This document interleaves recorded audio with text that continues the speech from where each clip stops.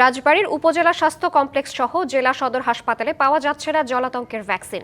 সরবরাহ না থাকায় সংকট দেখা দিয়েছে ফার্মেসিগুলোতে। আতঙ্ক বিরাজ করছে টিকা না দিতে না পারা রোগী ও স্বজনদের মধ্যে। ঝিনাইদহ জেলার চিত্রও একই। জেলা সদর হাসপাতাল সহ 5টি সরকারি হাসপাতালে নেই সরবরাহ। বিষয়টি ঊর্ধ্বতন কর্তৃপক্ষকে জানানো হয়েছে বলে দাবি স্বাস্থ্য বিভাগের। কুকুর বিড়ালের কামড় আচড়ে আক্রান্ত হয়ে রাজবাড়ীর বিভিন্ন উপজেলা থেকে শত শত রোগী আসছেন জেলা সদর হাসপাতালে। তবে জেলা সদর হাসপাতালে বিনামূল্যে এই টিকা সরবরাহ বন্ধ গত বছরের 13 ডিসেম্বর থেকে। সরবরাহ না থাকায় টিকা না পেয়ে অনেকেই ফিরে যাচ্ছেন বাড়িতে। রাজবাড়ী জেলার মানুষ একেবারেই বিড়ম্বনায় পড়েছে যে ভ্যাকসিন নাই, ভ্যাকসিন খুঁজে না পাওয়ার কারণে সে ঢাকা চলে গেছে। দ্রুত হাসপাতাল সহ জেলার ফার্মেসিগুলোতে ভ্যাকসিন সরবরাহ নিশ্চিতের দাবি রোগী ও স্বজনদের। ভ্যাকসিন কিছুদিন যাবত ছিল না রাজবাড়ী, সরকারিটা নেই।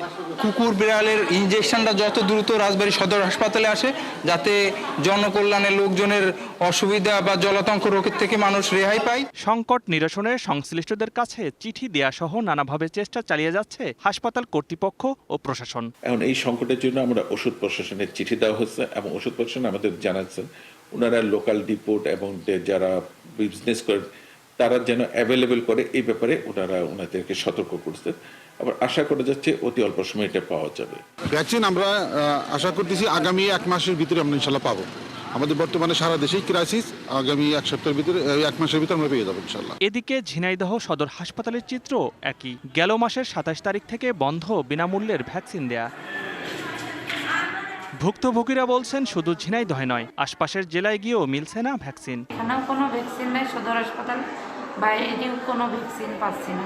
সমস্ত ফার্মেসি ঝিনাইদহ সদর হাসপাতালে সব জায়গায় খুঁজছি, আমরা কোথাও পাইনি। শিয়া বাটার ও ভিটামিনে সমৃদ্ধ লিলি বিউটি সোপ, তারুণ্যময় উজ্জ্বল ত্বকের জন্য।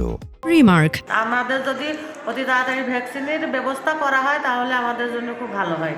ফার্মেসি মালিকরা বলছেন প্রতিদিন 30 থেকে 40 জন মানুষ ভ্যাকসিন না পেয়ে ফিরে যাচ্ছে। কোম্পানিগুলোও সরবরাহ করতে পারছে না। এখন বর্তমানে তো হসপিটালও সাপ্লাই নাই, আমাদের কাছেও নাই, মানুষের খুব দুর্ভোগ। কবে নাগাদ সরবরাহ স্বাভাবিক হতে পারে চিকিৎসকদের কাছেও নেই সে তথ্য।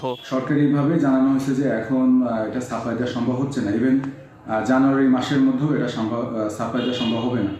তো সেক্ষেত্রে রোগীদের ভোগান্তি হলেও আমাদের আসলে ওরকমভাবে কিছু করার নাই। দ্রুত সরকারি হাসপাতালগুলোতে ভ্যাকসিন সরবরাহের দাবি রোগী ও স্বজনদের। Shariful Islam, DBC news desk.